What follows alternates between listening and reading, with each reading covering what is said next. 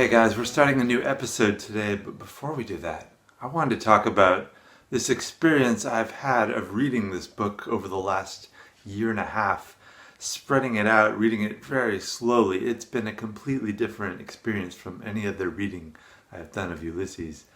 And I'm dare say that it may be the way to really encounter and understand Ulysses, to take each episode on its own, read it once, maybe listen to the audiobook, read some books about it, read some annotations, watch my videos, whatever, and go over it several times until you really understand it before you move on. I never had done this before. Like every time I'd read it previously, I read it all the way through, and that is great too. There's something definitely to be said for that. But I think maybe the first time, this is just an idea I'm putting out there, and you can obviously read it any way you want. But just take each episode and take your time with it. Don't ask the question, have I finished Ulysses? Say, am I reading Ulysses? Because it's something that it's going to stay with you your whole life, and you can spread out throughout your life. Of all the episodes that we've tackled so far, this one has required the most research from me, the parts that I struggle with maybe the most of any episode so far, because there's not too much tricky going on in the actions, and there's not a lot of confusing interior references and things like that, like in the Skill and Charybdis. What there is are tons of geographical references, more than any other episode, and I don't know how much I'm going to detail I guess I'm going to try and locate you in every sub-episode of this episode. I am confused in how to refer to this, because I've called every episode in this book an episode or a chapter. And this particular episode, Wandering Rocks, is divided into 19 little, what am I going to call them? I guess I'm going to call them sections. So the episode is Wandering Rocks. The sections they don't really have names, but we're going to go through them one at a time. And also, in addition to these geographical locations, there's also this very, very confusing way that Joyce constructed it, and shows that each of these 19 little sections in Wandering Rocks are going to be crossing paths and overlapping and moving about in time. That's very, very confusing. So I think you're going to need help with this one, or at least you're going to need to read it several times, because this is one of the best examples of that term, retrospective arrangement. The understanding you're going to have after reading this many times is going to be very different. In terms of Homeric parallels, this is very also unusual, because there is no episode where Odysseus encounters the Wandering Rocks in the Odyssey. All that we get in the Odyssey is Circe, the goddess, when she's telling Odysseus what he has to do, where he has to go to get home. She says, you have two options. You can go to Skill and Charybdis, which is really dangerous, or you can go through these Wandering Rocks, which is really dangerous. So either way, it's kind of like a meta Skill and Charybdis, huh? It's a higher level. Anyways, Odysseus chose to go Skill and Charybdis. What these Wandering Rocks are, it's kind of unclear. They could be just rocks that when the tide goes down and up, you see parts of it that aren't there before, so it seems like new rocks are appearing. That's my opinion, and that's what I read somewhere, Wikipedia maybe. But Odysseus doesn't go this way, and in a sense, Bloom and Stephen, they don't really go through this chapter so much as they skirt the edge of it. They will show up. They are not the main, well, I don't know if they're the main. Are there any main characters in this episode? I don't know. It's just each of these is going to be a little portrait of Dublin life, and all these different sub-stories that could well have their own novels behind them.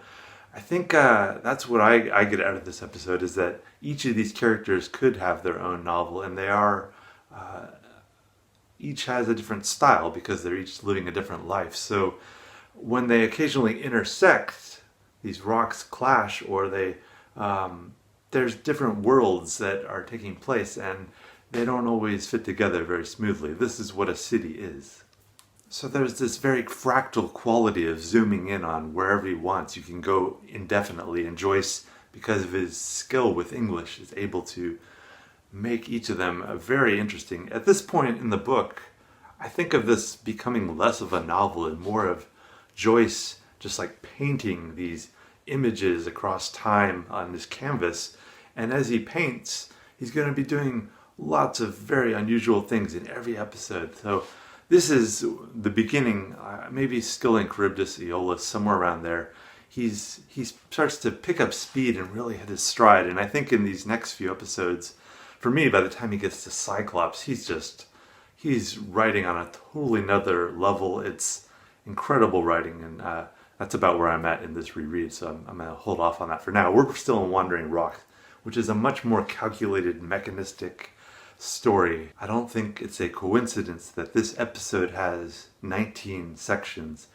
The whole book, remember, has 18 episodes. So this you can view as a miniature Ulysses. That's how it's often referred to, with a coda or an ending to a piece of music tacked onto the end.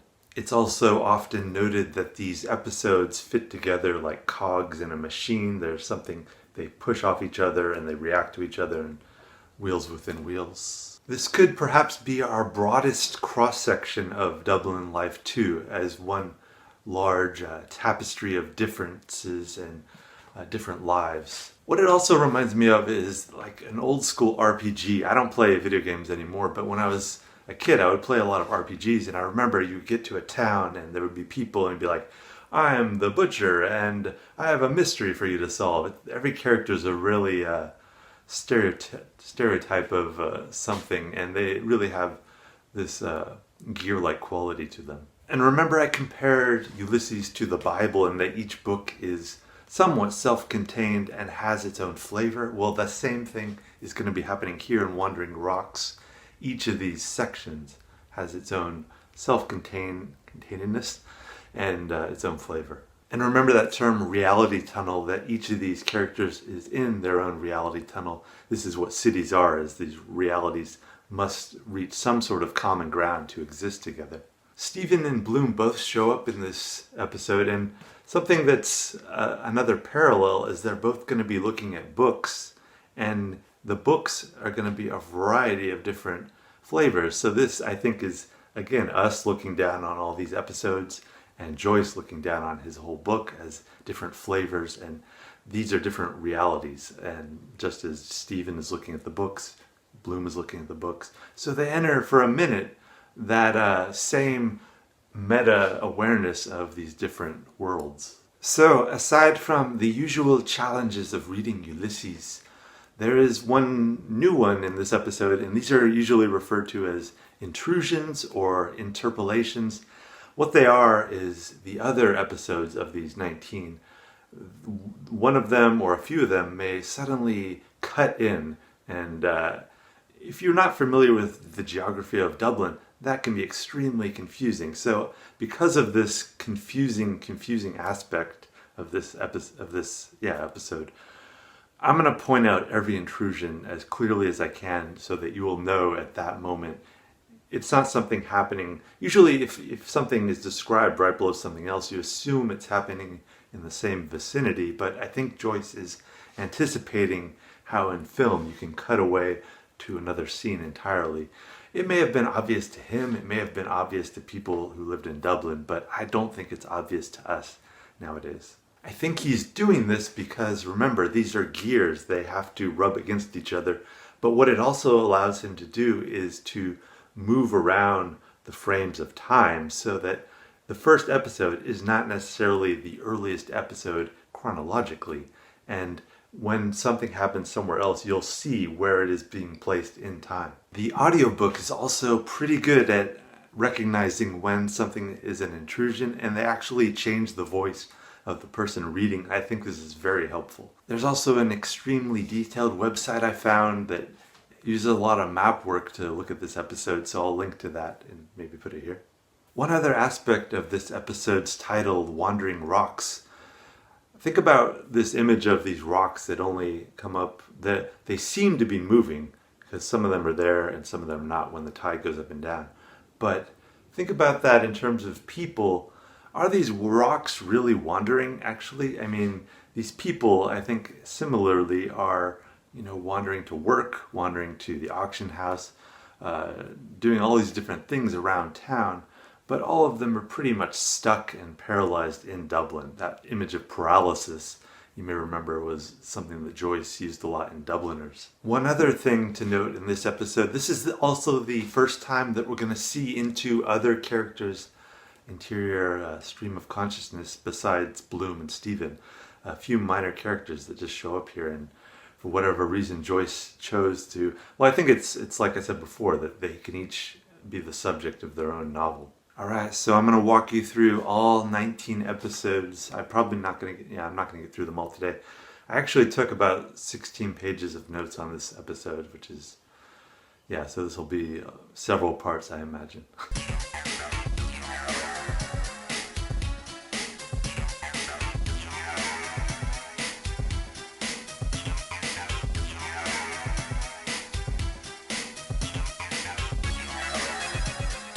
Alright, episode 1, this guy, Father John Conmee, is the subject. You may remember him from A Portrait of the Artist as a Young Man. I did not. In A Portrait, Stephen, remember, he broke his glasses. It's been a while since I read it. But he broke his glasses, and his teacher in the classroom is like, you didn't break him. I bet you did that on purpose so you wouldn't have to work. You're an idle little schemer. So Joyce, he gets his hand hit with a patty bat or whatever that's called, and he's like, this is unfair. So what he does is he goes to the rector that runs the whole school, and this is Father John Conmee. And John Conmee seems to be completely unaware of the level of sadism and torture going on in the classrooms, and Stephen's like crying. It's like, it's horrible, like I didn't break my glasses on purpose. And John Conmee's like, oh, what a sad little boy. He's almost above it all in the clouds, and he's a bit out there, very different from Stephen's teachers. Do we have a picture of John Conmee? We do. We're going to be entering John Conmee's world with his head in the clouds and his limited interactions with the world. Everywhere he goes, he seems to be saluted and be known, but he's more like a symbol than an actual person in some ways. When we do see into John Conmee's thoughts, there's a very surface element to them. We never feel like we get to the person underneath it. He also has a good way of making his speech seem both enlightening and cliched at the same time. John Conmee will begin this section of Wandering Rocks right here.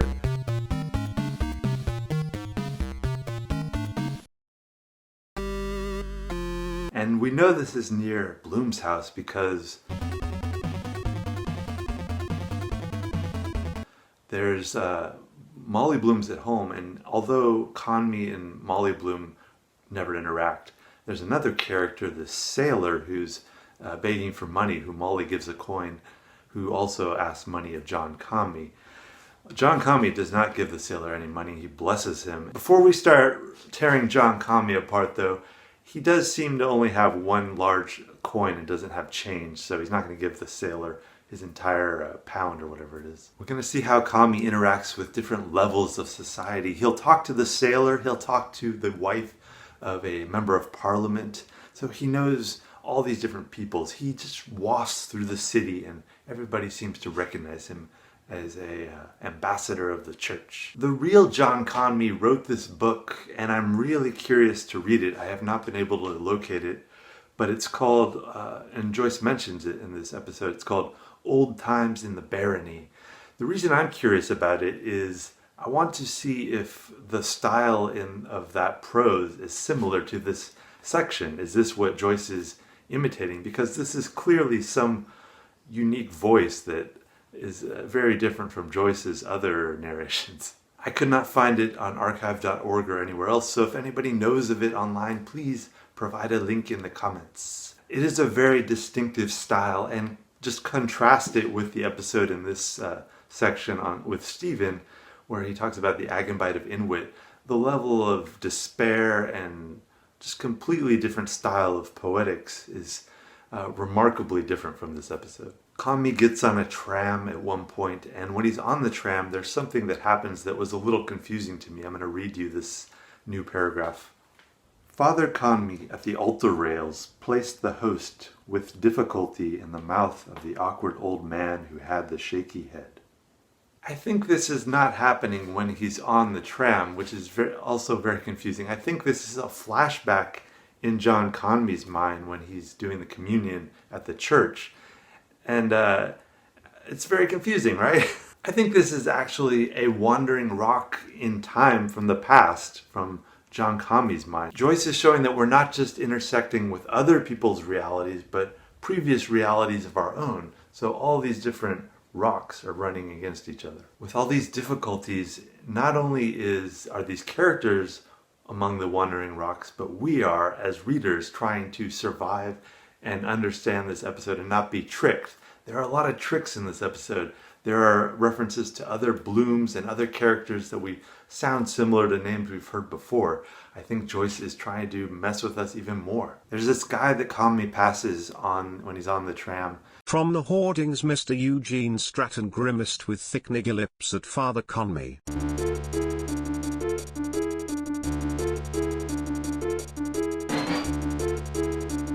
He sees this character whose name is Eugene Stratton. And I guess I was reading about him, and he was a famous quote-unquote Negro impersonator. So he's a white person impersonating a black person. And this made me think, though, of, because Conmee, I don't think Conmee is totally clear that he's black, or maybe not, but he makes him think of missionaries in Africa. So I was thinking, though, about this identity of Eugene Stratton and how it relates maybe to Bloom, who is considered a Jew, but is he really Jewish? Finally, near the end of this episode, Conmee is going to see this couple coming out of the bushes who are fooling around in the bushes. We don't know who they are at this point, but the man is Lynch, a friend of Stephen's. Another great example of Conmee's cliched style of thinking and speaking is this, and of the ways of God, which were not our ways, which seems to almost say everything and say nothing at the same time. He reminds me a little of Dr. Pangloss from Candide, the guy that was always saying, "This, the best of all possible worlds." There's also a reference that might be confusing unless you're Catholic to nones, which I guess it's called a liturgical calendar for throughout the day the priest would say a prayer, and there were different ones. So at the 9th hour, that was called nones. I think it was around 3 in the afternoon. Our first intrusion in this section is going to come from a future section, so it's the past, a little foreshadowing maybe.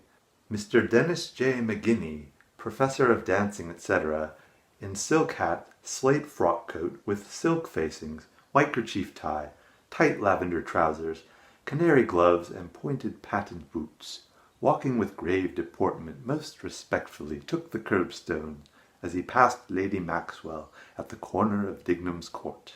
That reference to Dignam's Court, I think that is one of these rocks I was talking about, these names. It has nothing to do with Patty Dignam, who died. It's the name of a part of town. This McGinney guy was a real Dublin person. He's not a major character in Ulysses as far as I can tell.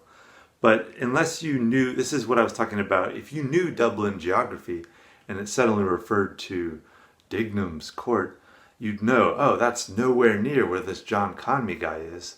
But if you're just like you and me, probably not a Dubliner, you don't know that. You're like, is this happening right near John Conmee? Is he passing the dancing instructor? No. And that is confusing. So Conmee's cutting across town, and then we get this part. Off an inward bound tram stepped the Reverend Nicholas Dudley C.C. of St. Agatha's Church, North William Street, on to Newcomen Bridge.